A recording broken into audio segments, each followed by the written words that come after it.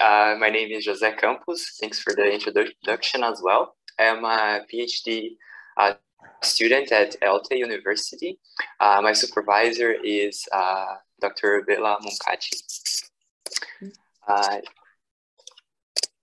Okay, so to give some background about the topic, so why wind and solar power supply, and because it's not possible, as we are familiar, that it's not possible to eliminate all gas and particle emissions from the combustion of carbon-based fuels, the fossil fuels.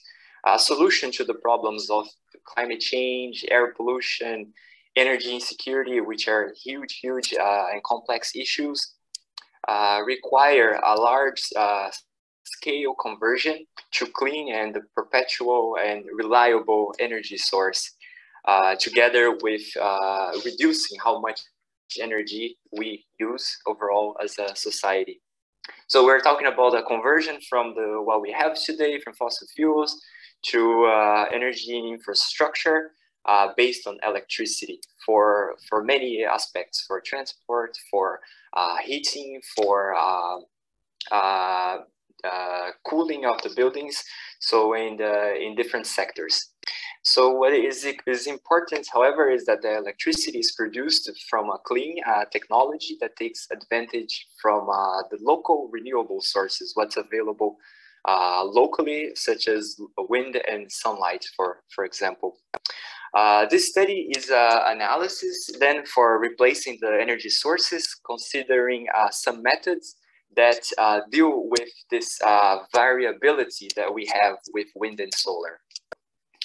To give a better picture of this variability that comes with solar and wind, as we can imagine, the electricity production from solar peaks around noon, and at night there is no production from electricity production from the sunlight. Within wind energy production, there is some variability over the day, and of course throughout the year, with typically more wind possibility in the colder months. And on the other side of this equation, on the demand side, we have this red line that shows a typical curve for many countries. We have the demand being the lowest at night, and as people wake up and start their day, we have the electricity consumption increasing and having its peak at the end of the day, in the evening, when people return home and usually use different appliances.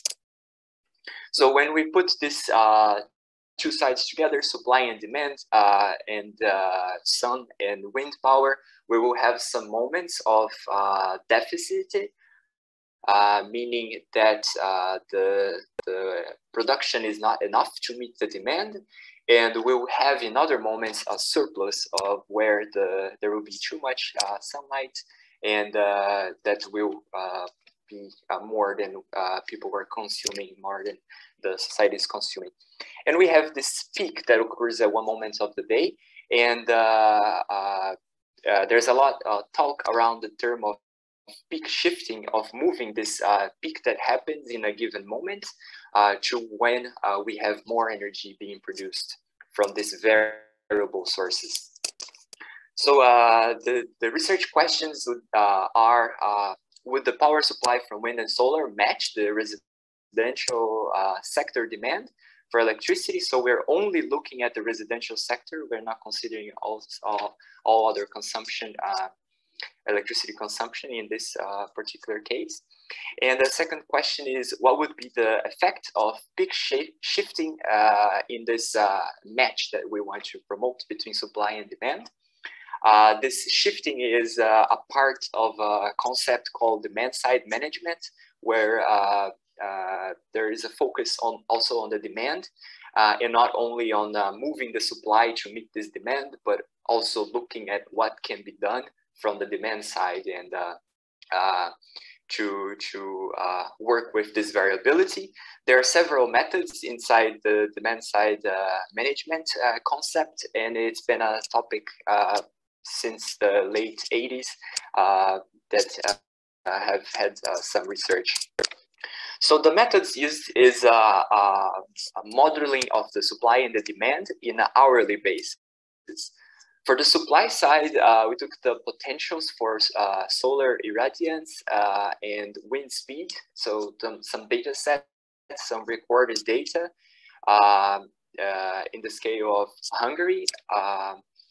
And also some technological data, which means the efficiency of the solar panels, for example, that are used today, and the capacity of wind turbines, the size of this wind turbines, how much energy they can produce. And we see this here, data from 2008, that we can tell that the wind production and solar production are in a way complementary, with lower production from the sun during the colder months and higher production from the wind source because of higher wind speed in this period. On the demand side, we also have this model of the hourly. So for each hour of the day and for the year, we have some values of demand, and it considers two basic things: the appliance consumption and the appliance ownership.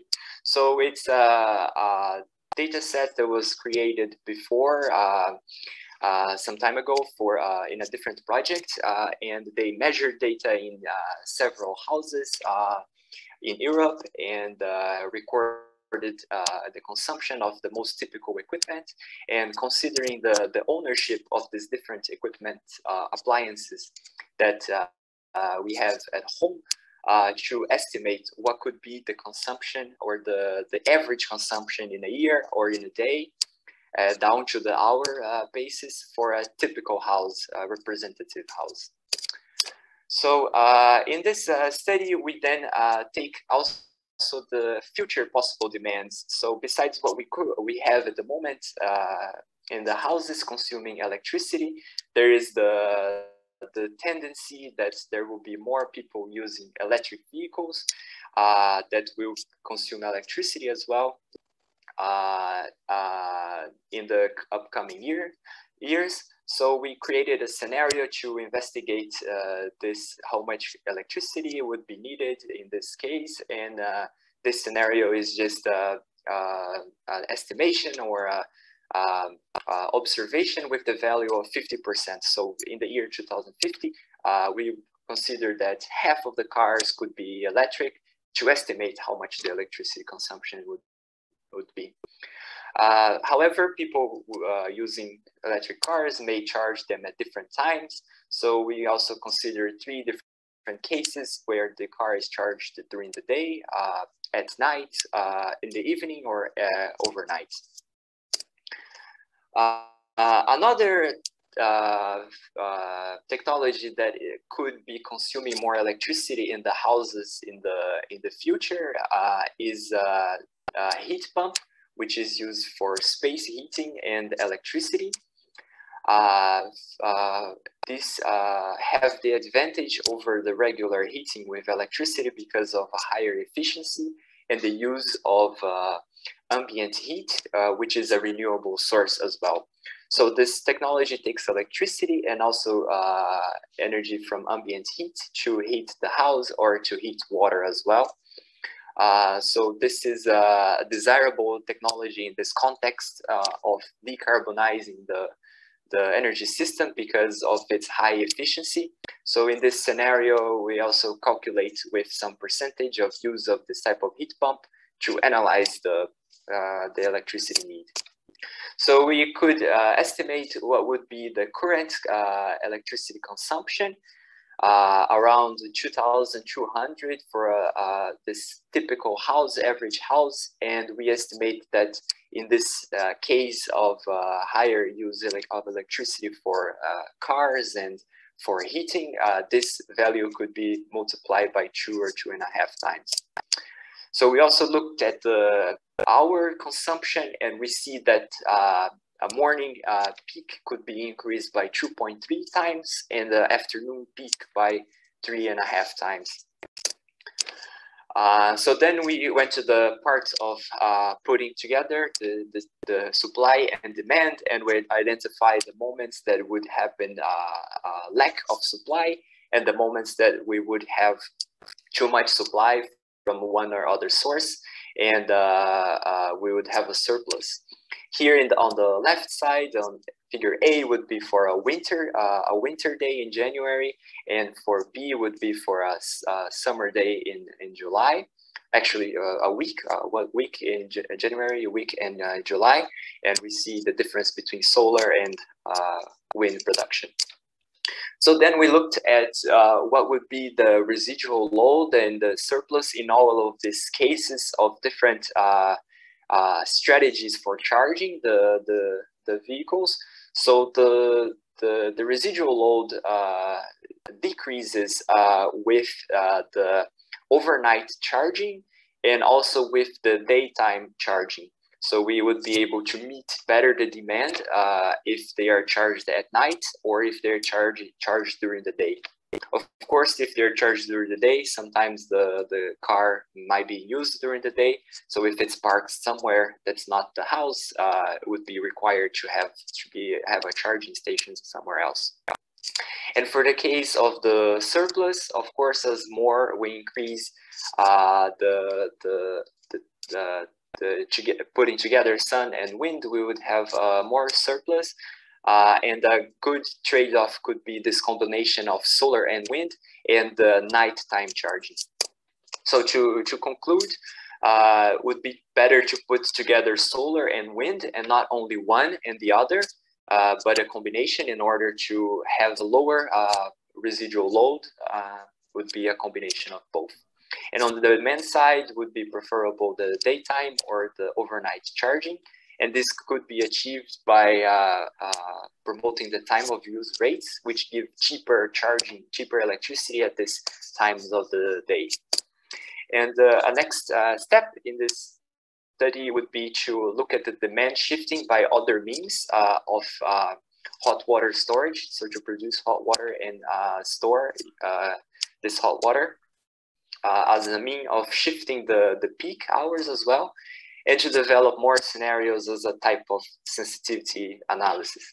Thank you very much for listening, and if you have any questions.